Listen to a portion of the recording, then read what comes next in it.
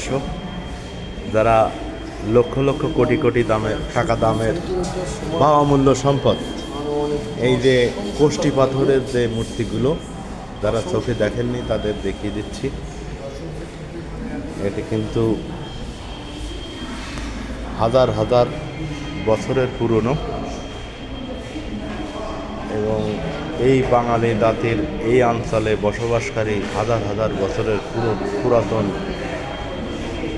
যে সাংস্কৃতিক ঐতিহ্য, এগুলো সেটি বহন করে কোষ্ঠী পাথরের এই মূর্তিগুলো।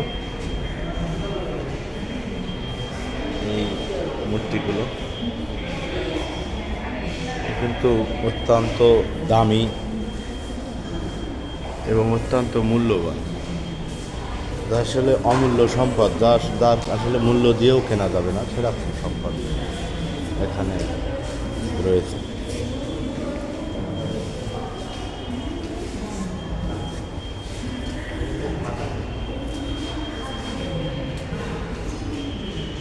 এর একাংশ নেই, মানে এই একাংশ কই গেছে?